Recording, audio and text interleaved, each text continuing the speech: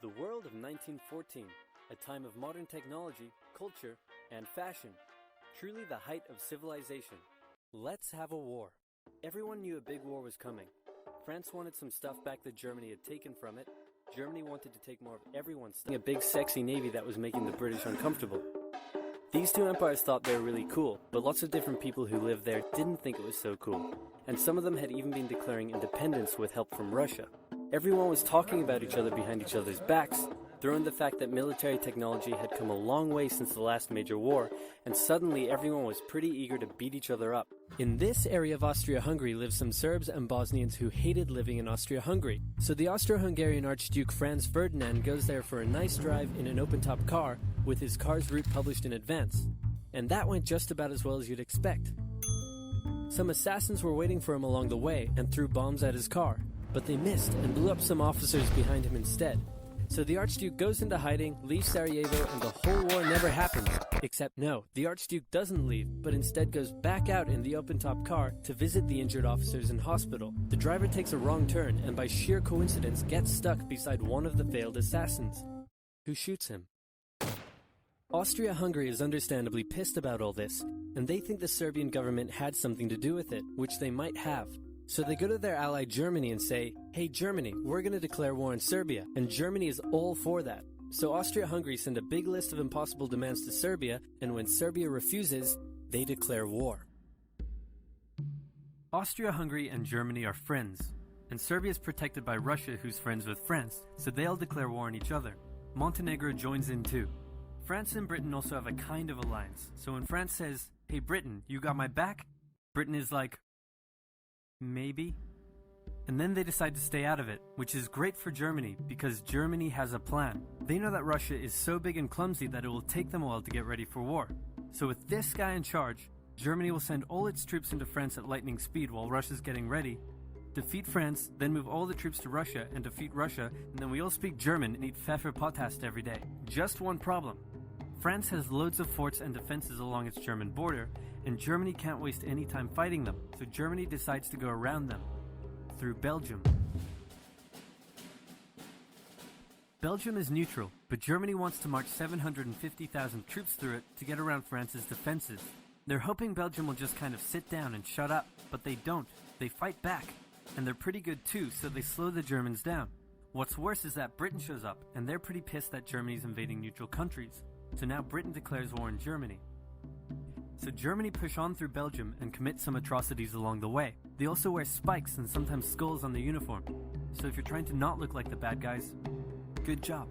The Allies have a propaganda extravaganza, and this starts having an influence around the world, notably in America. President Woodrow Wilson sees himself as a bit of a Jesus figure, and spends most of the war trying to get everyone to just hug it out. But there's also a large population of ethnic Germans living in the United States, and when the war first broke out, they were like, "Yay, Germany!" But now that they're committing atrocities in Belgium, they're less enthusiastic. Let's play Spot the French Soldier. Did you see him? Easy, right? He's wearing a bright blue uniform with red trousers. And do you know who else spotted him easily too? The Germans. So when the French were slowly marching in columns through the countryside, the Germans easily tore them to shreds with their giant guns. All the nations involved in this war went in with an old school war mentality, and all of them had to update their uniforms and tactics a lot during the Great War. Because this war was going to be like nothing anyone had ever seen before. Russia's ready for war, and way earlier than expected. Hey Austria-Hungary, can you get on top of that? Oh yeah, sure, we've got this. Nope. So Germany has to send some troops back to the east to defend against the Russians.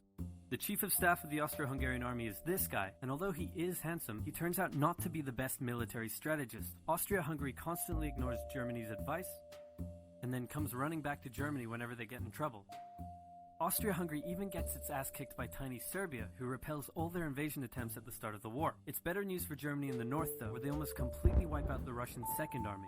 Back on the Western Front, the Germans continue advancing and are in sight of Paris. At this point, anyone would be forgiven for thinking the Germans were going to get that quick victory after all, but then things start to go wrong.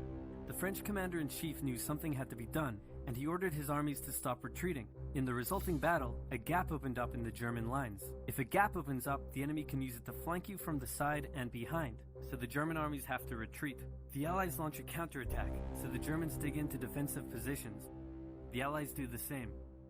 Then both sides move north, trying to outflank each other along the way.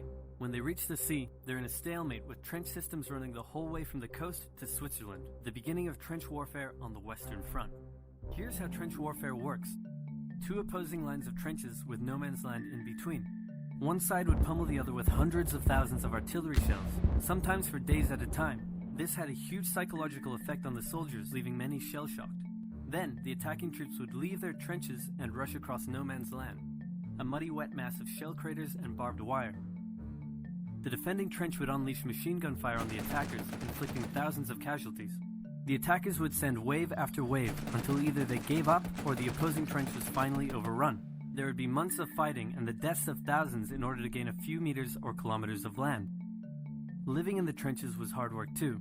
Corpses, mud that could swallow you whole, pools of poisonous water, rats, disease, the smell. It's insane that millions of soldiers put up with these conditions and commanders ordered them to do so for years. With both sides stuck in a hard stalemate, they knew this war wasn't going to be about taking territory, but about simply wearing each other down. The Allies had plenty of men to expend from its overseas dominions, and the British also started a naval blockade, so Germany couldn't import stuff, like food. Neither side really wanted a long grueling war though, so they both thought of ways to break the deadlock on the Western Front. Idea number 1, new frontiers. When the war first broke out, Australia was quick to take German New Guinea. The Allies also quickly jumped on Germany's colonies in Africa, and particularly in German East Africa, locals were enlisted as soldiers and carriers by both sides, leading to a tragic loss of life for the native Africans. Some new combatants entered the war as well. The Allies' new friends were Italy and Japan. Japan was busy building itself an empire, so it was more than happy to take away German islands and colonies in East Asia. Italy actually had an alliance with Germany and Austria-Hungary before the war, but after some tense relations, and then the Allies promising to give them some of Austria-Hungary's stuff, they switched sides. Italy opened up a front in the mountains here, but like everyone else, they were stuck in stalemate for most of the war. The Central Powers' new friend was a struggling empire in the Middle East. The Ottoman were divided on whether to actually join the war or not, since they had been exhausted by the recent Balkan Wars. Some of the politicians who did want to join went off on their own and fired some shells at Russia, and then came back and said, "Whoops, looks like we're at war now." The Ottoman entry into the war was of particular concern to the British, since the Middle East was full of oil, and Britain wanted all of that oil. First, the Ottomans tried to attack Russia in the Caucasus Mountains, but they weren't prepared for the cold, and many of them froze to death. Then they crossed miles of desert to take the Suez Canal from the British, but that failed too. Then the Allies tried to take the Dardanelles at Gallipoli in a long and hard trench warfare campaign, but that also failed.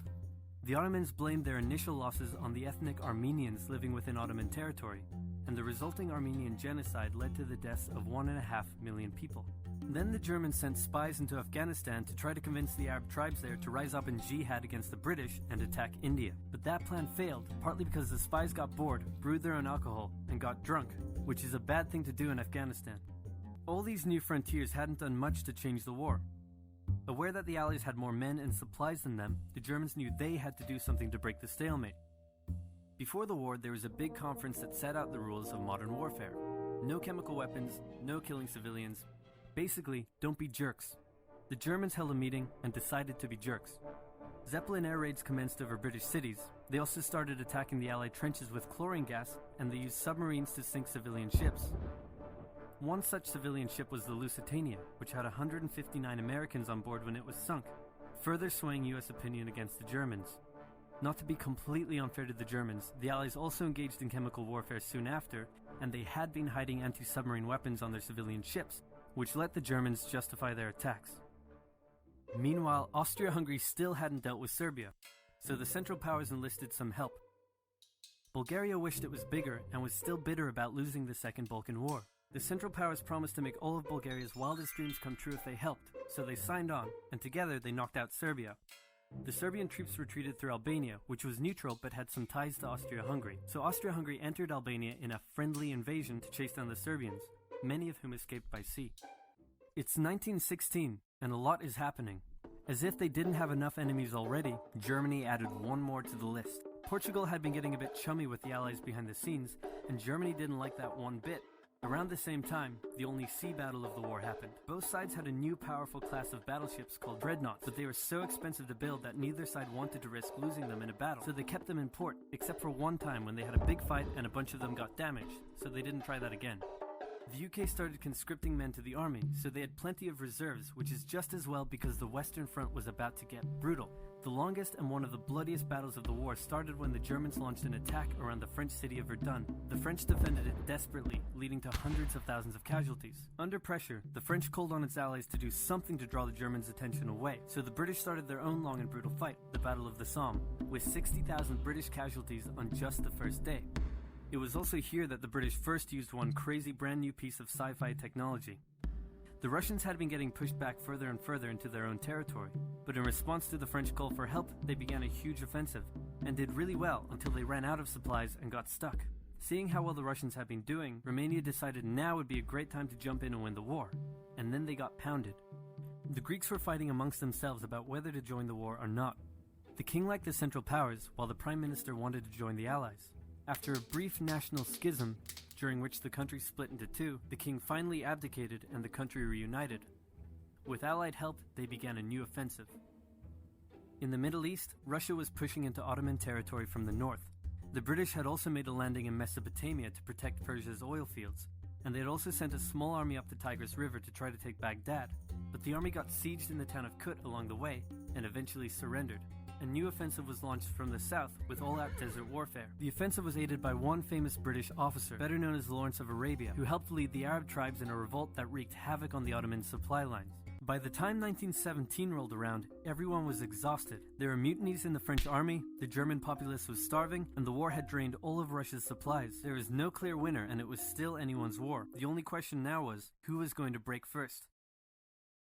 And the answer was Russia. Tired of not eating and mad that a crazy magic homeless guy was calling some of the shots, there was an uprising in Petrograd complete with riots and strikes. The riots turned into a full-scale revolution and a new government overthrew the Tsar.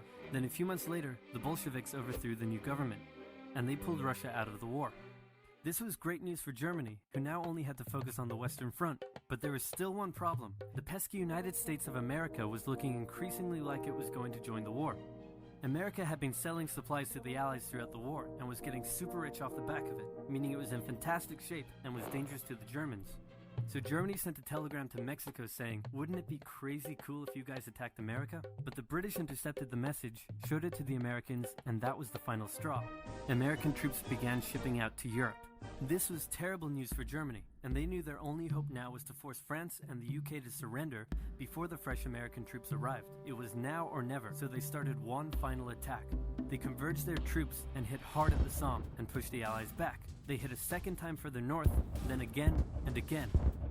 With each hit, the Germans were spending more and more resources, while the Allies were getting better and better at repelling their attacks.